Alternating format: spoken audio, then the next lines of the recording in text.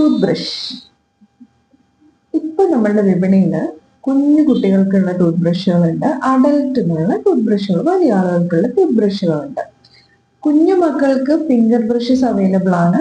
രണ്ടാമത് അവരുടെ age categorise ചെയ്തിട്ടുള്ള 0 to 2, 2 to 5 എന്നുള്ള ഏജ് കാറ്റഗറൈസ് ചെയ്തിട്ടുള്ള ബ്രഷുകൾ അവൈലബിൾ ആണ്. എന്താ അതിന്റെ പ്രത്യേകത? അത് ചെറിയ ഹെഡാണ് അല്ലെ, കുഞ്ഞു വായന്റെ ഉള്ളിലേക്ക് കടക്കാൻ പാകത്തിനുള്ള ഹെഡ് സൈസ് ഉള്ളതാണ് ഈ ടൂത്ത് ബ്രഷുകൾ ഉള്ളത്. സോഫ്റ്റ് ആണ് അതിന്റെ ബ്രിസിൽസ് വരുന്നത്. അത് അവർക്ക് പല്ല് ക്ലീൻ ചെയ്ത് വെക്കാൻ പാകത്തിനുള്ളതാണ്. ഇനി അഡൽട്ടിനുള്ള ടൂത്ത് ബ്രഷ് അത് സെലക്ട് ചെയ്യുന്നത് വളരെ ഇമ്പോർട്ടൻ്റ് ആയിട്ടുള്ള കാര്യമാണ്.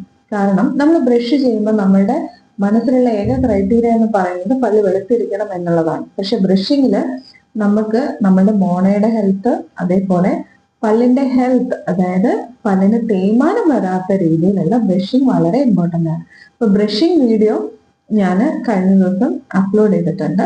അപ്പൊ ഏത് ബ്രഷാണ് നമ്മൾ സെലക്ട് ചെയ്യേണ്ടത്? Hard, medium, soft, extra soft, ഇങ്ങനെ 4 തരം ബ്രഷാണ് കാറ്റഗറൈസ് ചെയ്തിട്ടുള്ളത്. ആർക്ക് വേണ്ടിയിട്ടാ? വലിയ ആളുകൾക്ക് വേണ്ടിയിട്ട്. അപ്പം ഈ ഹാർഡ്, അതേപോലെ തന്നെ മീഡിയം, ഈ 2 തരം കാറ്റഗറൈസും നമുക്ക് അധികമായിട്ട് ആവശ്യമില്ലാത്തതാണ്. കാരണം അത് ഉപയോഗിക്കുമ്പോൾ അതിന്റെ ബ്രഷസ് ഭയങ്കര ഹാർഡാണ്.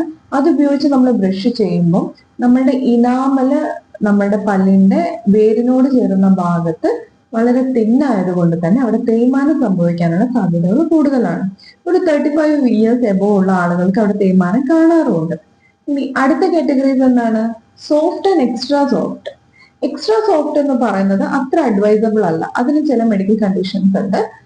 സോഫ്റ്റ് ബ്രഷ് യൂസ് ചെയ്യുന്നതായിരിക്കും ഏറ്റവും നല്ലത്. ഇനി ബ്രഷ് എത്ര കാലം നമുക്ക് യൂസ് ചെയ്യാൻ കഴിയും? നമുക്ക് ബ്രഷ് 3 മാസത്തിലധികം യൂസ് ചെയ്യാൻ പാടില്ല. ബ്രഷിന്റെ സ്വാഭാവികത നഷ്ടപ്പെടാൻ പാടില്ല നമ്മൾ യൂസ് ചെയ്ത് കഴിഞ്ഞു കഴിഞ്ഞാൽ. ചില ആളുകളുടെ ബ്രഷ് പൂ പോലെ വിരിയുന്നൊക്കെ കാണാം. അങ്ങനെ വിരിഞ്ഞു നിൽക്കുന്ന അവസ്ഥയിൽ ബ്രഷ് ഉണ്ടെങ്കിൽ നിങ്ങൾക്ക് ഉറപ്പിക്കാം നിങ്ങളുടെ പല്ലിന് ഇനാമൽ ഉണ്ടാവില്ല എന്നുള്ള കാര്യം. അപ്പൊ ബ്രഷ് ഏത് സെലക്ട് ചെയ്യണം എന്ന് നമ്മൾ തീരുമാനിച്ചു. സോഫ്റ്റ് ആയിരിക്കണം, അല്ലെങ്കിൽ മീഡിയം സ്ലൈറ്റ്ലി നമുക്ക് പ്രിഫറബിൾ ആണ്, പക്ഷെ ഹാർഡ് ഒരിക്കലും നമ്മൾ യൂസ് ചെയ്യാൻ പാടില്ല.